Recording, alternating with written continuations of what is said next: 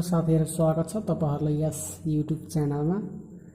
आज हामी वृत्तको क्षेत्रफल कसरी पत्ता लगाउने भन्ने कुराको बारेमा हामीले अध्ययन गर्नेछौं र यो भन्दा पहिला हामीले वृत्तहरूको बारेमा अध्ययन गरेथ्यौं, जसमध्ये हामीले टपिक्स थियो वृत्तहरूको अर्धव्यास कसरी निकाल्ने, वृत्तहरूको परिधि कसरी निकाल्ने भन्ने कुराको बारेमा हामीले क्वेशनलाई सल्भ गर्ने अध्ययन गर्ने थियौं। अब यस पाठमा हामीले वृत्तहरूको क्षेत्रफल कसरी निकाल्ने भन्ने कुराको बारेमा हामीले चर्चा गर्नेछौं र त्यसको बारेमा हामीले सिक्नेछौं। आशा छ तपाईहरुले भिडियोलाई स्किप नगरिकन पुरा वाच गरेर हेर्नुहुनेछ भनेर हामीले आशा लिएछौं र हाम्रो भिडियोहरु कस्तो लागेको छ तपाईहरुले कमेन्ट पनि गरिदिनु होला र कस्तो खालको भिडियोहरु तपाईले कुन पाठको पाउनु भएन त्यो पाठको पनि तपाईहरुले कमेन्ट गरिदिनु भयो भने हामी त्यसको लिंक पनि राखिदिनेछौं र त्यहाँबाट पनि तपाईहरुले गएर हेर्न सक्नुहुन्छ र माथि आइरहेको आई बटनमा पनि तपाईहरुले गएर हेर्न सक्नुहुन्छ क्लिक गरेर। अब ढिलो नगरिकन हामी आजको यस विषयवस्तुतर्फ केन्द्रित गर्छौं। जसरी हामी यस अभ्यासमा दिएको छ अर्धव्यास 3 सेन्टिमिटर छ, त्यसको हामीले क्षेत्रफल त्यो वृत्तको एउटा वृत्त रहेछ जसको अर्धव्यास 3 सेन्टिमिटर छ, यसको हामीले क्षेत्रफल निकाल्ने हो। क्षेत्रफल निकाल्दाखेरि हामीले सबभन्दा पहिला हामीलाई सूत्र के हुन्छ त्यो थाहा हुनुपर्छ। हामीले यहाँ दिएको छ वृत्तको अर्धव्यास r 3 सेन्टिमिटर। हामीले के निकाल्नु पर्छ? वृत्तको क्षेत्रफल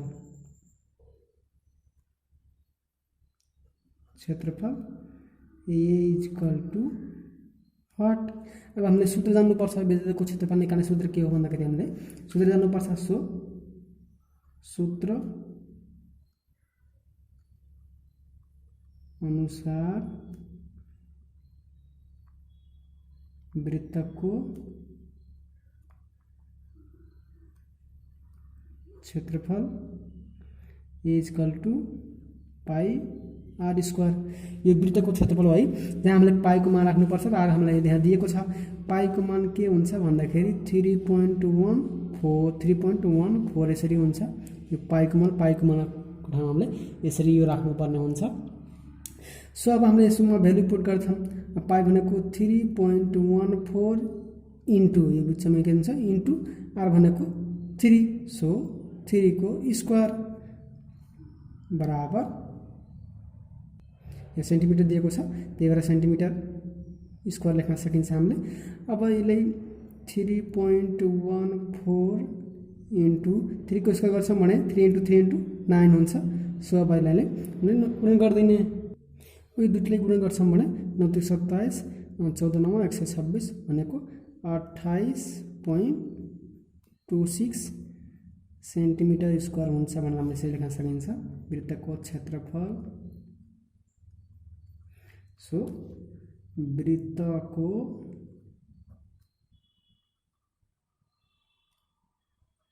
क्षेत्रफल इज इक्वल टु 28.26 सेन्टिमिटर हुन्छ भनेर हामीले यसरी निकाल्न सकिन्छ। त अझ तपाईहरुले पक्कै पनि बुझ्नु भयो होला। त्यसैगरी ख नम्बरमा हामीलाई दिएको छ व्यास 5 सेन्टिमिटर। समाधान यहाँ दिएको छ वृत्तको व्यास, जसलाई हामीले d भन्छौं, d = 5 सेन्टिमिटर दिएको छ। अब यहाँ व्यास दिएको छ, व्यासले हामीले अर्धव्यास पनि बनाउन सकिन्छ। वृत्तको अर्धव्यास r = d/2 गर्दिने। d भनेको कति छ 5, सो 5/2 सेन्टिमिटर = 5/2 गर्छौं भने 2.5 सेन्टिमिटर हुन्छ। यो अर्धव्यास भयो। अब यो अर्धव्यास भइसकेपछि हामीले के निकाल्ने हो? वृत्तको क्षेत्रफल। सो वृत्तको क्षेत्रफल a = what? अब सूत्र लगाउने, सूत्र अनुसार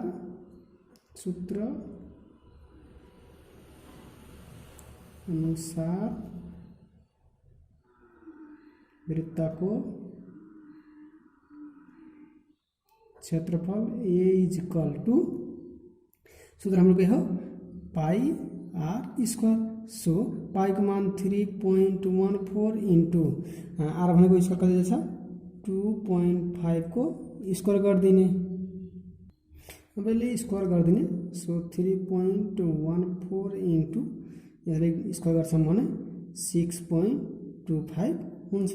अब यसलाई फेरि यसले 3.14 ले गुणन गरिदिने, गुणन गर्दाखेरि 90.63 हुन्छ। सो वृत्तको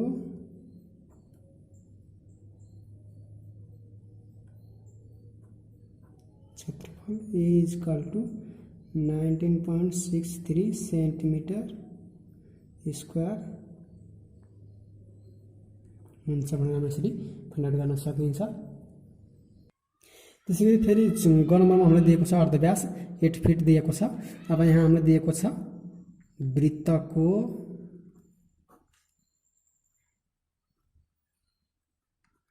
अर्धव्यास आर इक्वल टु 8 फिट भनेको छ। अब हामीले के निकाल्ने हो, वृत्तको क्षेत्रफल ए बराबर वाट, सूत्र अनुसार अघि नै गरे जस्तै हामीले गर्नुपर्छ। सूत्र अनुसार वृत्तको क्षेत्रफल ए बराबर पाई आर स्क्वायर।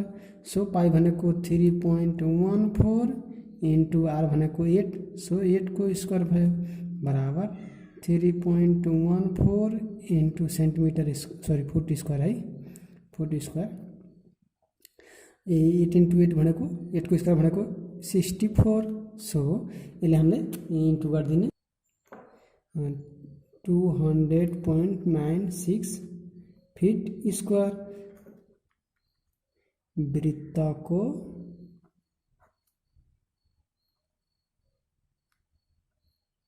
क्षेत्रफल ए बराबर 296 फिट स्क्वायर आन्सर गरेर हामी यसरी घ नम्बरको पनि निकाल्न सकिन्छ।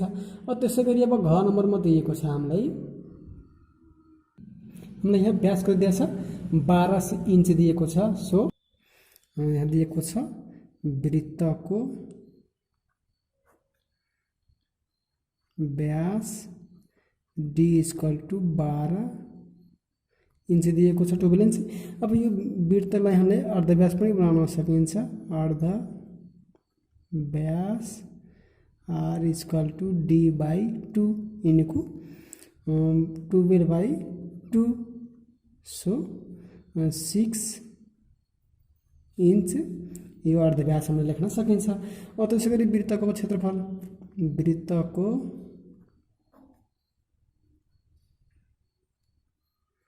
क्षेत्रफल ए इक्वल टु वाट हामीले थाहा छैन। सूत्र अनुसार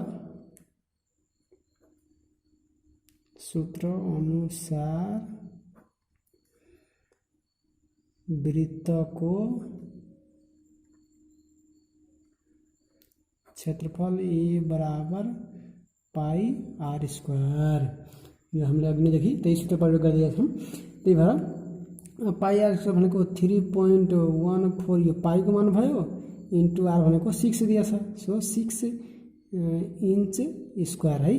अब यसलाई 18 सरी स्क्वायर दिएछ, स्क्वायर गरिदिने 3.14 इन्टु 6 भनेको 36 इन्च स्क्वायर।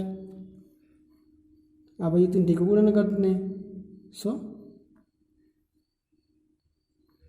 113.04 इन्च स्क्वायर हुन्छ भनेर हामीले यसरी निकाल्न सकिन्छ। वृत्तको क्षेत्रफल ए बराबर यति हुन्छ भनेर हामीले यसरी प्रयोग गर्न सकिन्छ। आशा तपाईहरुले पक्कै पनि बुझ्नुभयो होला। हाम्रो भिडियो कस्तो लाग्यो तपाईहरुले आफ्नो कमेन्टमा गएर आफ्नो प्रतिक्रियाहरू देखाउन सक्नुहुन्छ। तपाईहरुले भिडियोलाई लाइक गर्नु भएको छैन भने लाइक पनि गरिदिनु होला र सब्स्क्राइब यदि हाम्रो च्यानलमा नयाँ हुनुहुन्छ भने सब्स्क्राइब पनि गर्नुपर्ने हुन्छ। सो यस च्यानललाई सब्स्क्राइब गरेर पनि जोइन भइदिनु होला अनुरोध गर्न चाहन्छु। र फेरि हामी अब अर्को पाठमा लिएर पछि नै हुन्छौँ। त्यति बेलासम्म बिदा हुन्छौँ। धन्यवाद।